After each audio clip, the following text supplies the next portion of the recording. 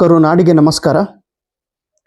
KSET 2025 ಈ ಪರೀಕ್ಷೆಯ ಕುರಿತು ಅಧ್ಯಯನ ನಾವು ಪ್ರಾರಂಭ ಮಾಡಿದ್ದೇವೆ. ಪೇಪರ್ 1 ಇದರಲ್ಲಿ 1ನೇ ಯೂನಿಟ್ ಟೀಚಿಂಗ್ ಅಪ್ಟಿಟ್ಯೂಡ್. ಇದರಲ್ಲಿ ಬರುವಂತಹ ಒಂದು 100 ಇಂಪಾರ್ಟೆಂಟ್ ಕಾನ್ಸೆಪ್ಟ್ಗಳನ್ನು ನಾವು ಚರ್ಚೆ ಮಾಡುತ್ತಿದ್ದೇವೆ. ಇದಕ್ಕಿಂತ ಮುಂಚೆ ಒಂದು ವಿಡಿಯೋ ಮಾಡಿದ್ದೆ, ಅದರಲ್ಲಿ 14ರಿಂದ 17 ಒಂದು 3 ಕ್ವಶನ್ ಅನ್ನ ನಾನು ಮಿಸ್ ಮಾಡಿ ಮುಂದಿನ ಕ್ವಶನ್ ಇಂಪಾರ್ಟೆಂಟ್ ಕಾನ್ಸೆಪ್ಟ್ ಬಗ್ಗೆ, ಇಂಪಾರ್ಟೆಂಟ್ ಕ್ವಶನ್ ಬಗ್ಗೆ ನಾನು ಹೇಳಿದ್ದೆ.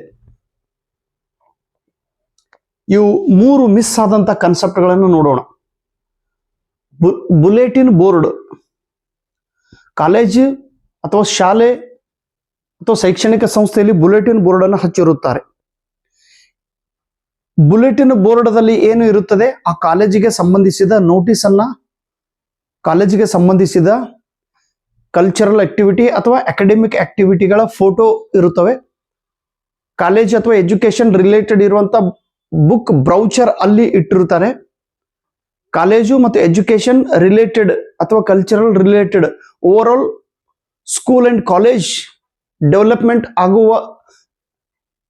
ಆಗುವುದಕ್ಕೆ ಹೆಲ್ಪ್ ಆಗುವಂತ ಬುಕ್ ಜಾಕೆಟ್ಸ್ ಗಳನ್ನ ಹಚ್ಚಿರುತ್ತಾರೆ. ಅದಕ್ಕೆ ನಾವು ಬುಲೆಟಿನ್ ಬೋರ್ಡ್ ಎಂದು ಕರೆಯುತ್ತೇವೆ. ದ ನೆಕ್ಸ್ಟ್ ಇದೆ ಲರ್ನಿಂಗ್ ಕಂಟೆಂಟ್.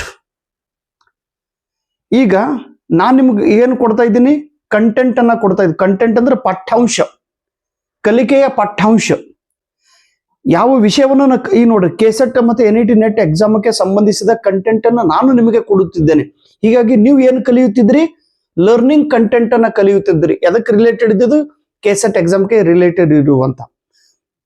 ಇಲ್ಲಿ ಪ್ರಶ್ನೆ ಹೀಗಿದೆ, ಲರ್ನಿಂಗ್ ಕಂಟೆಂಟ್ಸ್ ಇನ್ ಪ್ರೊಫೆಷನಲ್ ಎಜುಕೇಶನ್ ಪ್ರೋಗ್ರಾಮ್. ಪ್ರೊಫೆಷನಲ್ ಎಜುಕೇಶನ್ಗೆ ಸಂಬಂಧಿಸಿದ ಕಂಟೆಂಟ್ ಯಾವುದು? ಅದರಲ್ಲಿ ಬರುತ್ತದೆ ಪ್ರಿನ್ಸಿಪಲ್ಸ್, ಆ ಸಬ್ಜೆಕ್ಟ್ದ ತತ್ವಗಳು, ಪ್ರಾಕ್ಟೀಸ್, ಅದನ್ನ ಹೇಗೆ ಪ್ರಾಕ್ಟೀಸ್ ಮಾಡಬೇಕು ಅದರ ಬಗ್ಗೆ ಇರುತ್ತದೆ, ಟೆಕ್ನಿಕ್, ಸ್ಕಿಲ್ಸ್ ಅಂಡ್ ಅಪ್ಲಿಕೇಶನ್. ದಯವಿಟ್ಟು ನೆನ್ಪಿಡ್ರಿ, principle, practice, technique, skills and applications. ಈ ಘಟಕಗಳು ಪ್ರೊಫೆಷನಲ್ ಎಜುಕೇಶನ್ದಲ್ಲಿ ಬರುತ್ತವೆ. ಇವುಗಳನ್ನು ನಾವು ಕಲಿಯಬೇಕಾಗುತ್ತದೆ. ಇವುಗಳಿಗೆ ನಾವು ಲರ್ನಿಂಗ್ ಕಂಟೆಂಟ್ ಎಂದು ಕರೆಯುತ್ತೇವೆ. Then constructivist classroom. ಈ 21ನೇ ಶತಮಾನದೊಳಗ ಪ್ರತಿಯೊಂದು ಶಾಲೆ ಅಥವಾ ಕಾಲೇಜು ಅಥವಾ ಪ್ರತಿಯೊಂದು ಕ್ಲಾಸ್ ರೂಮ್ಗಳು ಟೀಚಿಂಗ್ ಆಕ್ಟಿವಿಟಿ, ಟೀಚಿಂಗ್ ಲರ್ನಿಂಗ್ ನಡೆಯುವಂತ ಒಂದು ಕ್ಲಾಸ್ ರೂಮ್ ಏನು ಇರ್ತೈತಲ್ಲ, ಈ ಕ್ಲಾಸ್ ರೂಮ್ಗಳಿಗೆ ನಾವು ಕನ್ಸ್ಟ್ರಕ್ಟಿವಿಸ್ಟ್ ಕ್ಲಾಸ್ ರೂಮ್ ಎಂದು ಕರೆಯುತ್ತೇವೆ. ಕನ್ಸ್ಟ್ರಕ್ಟ್ ಅಂದ್ರೆ ರಚನೆ ಮಾಡುವುದು. ಇಲ್ಲಿ ರಚನೆ ಮಾಡೋರು ಯಾರು? ವಿದ್ಯಾರ್ಥಿಗಳು. This is the modern concept. ಇದು ಹೊಸ ಕನ್ಸೆಪ್ಟ್ ಇದೆ. ಇಲ್ಲಿ ವಿದ್ಯಾರ್ಥಿಗಳು ವಿಷಯ ಜ್ಞಾನವನ್ನ ಸ್ವತಃ ರಚನೆ ಮಾಡುತ್ತಾರೆ, ಸ್ವತಃ ಕನ್ಸ್ಟ್ರಕ್ಟ್ ಮಾಡುತ್ತಾರೆ, ಸ್ವತಃ ತಯಾರು ಮಾಡುತ್ತಾರೆ. ಸ್ವತಃ ಅಂದರೆ ಶಿಕ್ಷಕರು ವಿಷಯವನ್ನು ಕಲಿಸುವುದಕ್ಕಿಂತ ಮುಂಚೆ ಆ ವಿಷಯಕ್ಕೆ ಸಂಬಂಧಿಸಿದ ಅನುಭವಗಳನ್ನು ವಿದ್ಯಾರ್ಥಿಗಳಿಂದ ಕೇಳುತ್ತಾರೆ.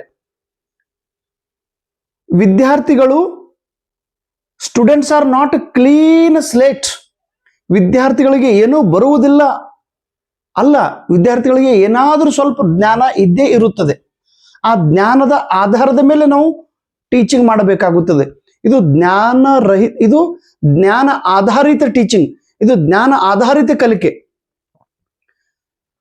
Each and every student is not ordinary. Every student have some experience related to subject matter. ಈ ಕ್ಲಾಸ್ ರೂಮ್ ಹೋಗಿದ ತಕ್ಷಣ ಒಂದು ವಿಷಯ ಕಲಿಸುವಾಗ ಆ ವಿಷಯಕ್ಕೆ ಸಂಬಂಧಿಸಿದ ಪೂರ್ವ ಜ್ಞಾನವನ್ನ ಮಕ್ಕಳಿಗೆ ಕೇಳ್ರಿ, ವಿದ್ಯಾರ್ಥಿಗಳಿಗೆ ಕೇಳ್ರಿ. 100% ವಿದ್ಯಾರ್ಥಿಗಳಿಗೆ ಸ್ವಲ್ಪ ಅದಕ್ಕೆ ರಿಲೇಟೆಡ್ ಇದ್ದಿದ್ದು ಏನಾದ್ರೂ ಸ್ವಲ್ಪ ಮಾಹಿತಿ ಇದ್ದೇ ಇರುತ್ತದೆ. ಆ ಮಾಹಿತಿಗೆ ನಾವು ಏನ್ ಕರಿತೀವಿ, ಕನ್ಸ್ಟ್ರಕ್ಟಿವಿಟಿ. ಅದಕ್ಕೆ ರಿಲೇಟೆಡ್ ಇರುವಂತ ವಿಷಯವನ್ನ ನಾವು ಮಕ್ಕಳಿಗೆ ಪಾಠ ಬೋಧನೆ ಮಾಡುತ್ತಾ ಹೋಗಬೇಕು. ರಚನಾತ್ಮಕ ಕ್ಲಾಸ್ ರೂಮ್ ಎಂದರೆ ಏನು? Community of learners are present in the class room. ಆ ಸಬ್ಜೆಕ್ಟ್ಗೆ ರಿಲೇಟೆಡ್ ಇರುವಂತ ವಿಷಯ ಜ್ಞಾನ ಮಕ್ಕಳ ಹತ್ರ ಇರುತ್ತದೆ. ಕಮ್ಯುನಿಟಿ ಆಫ್ ಲರ್ನರ್ಸ್, ಆ ವಿಷಯಕ್ಕೆ ಸಂಬಂಧಿಸಿದ್ದು ವಿದ್ಯಾರ್ಥಿಗಳು ಕ್ಲಾಸ್ ರೂಮ್ದಲ್ಲಿ ಇದ್ದೇ ಇರುತ್ತಾರೆ. Classroom environment is an interactive and supportive. Constructivity class ರೂಮ್ದೊಳಗ ಶಿಕ್ಷಕರು ಹೋಗಿದ ತಕ್ಷಣ ಎಲ್ಲ ವಿದ್ಯಾರ್ಥಿಗಳು ಒಬ್ರಿಗೊಬ್ರು ಸಹಕಾರ ಮಾಡುತ್ತಿರುತ್ತಾರೆ. ಕೋಆಪರೇಟಿವ್ ವಾತಾವರಣ ಇರುತ್ತದೆ. ಮತ್ತು ಸಪೋರ್ಟಿವ್ ಇರುತ್ತದೆ.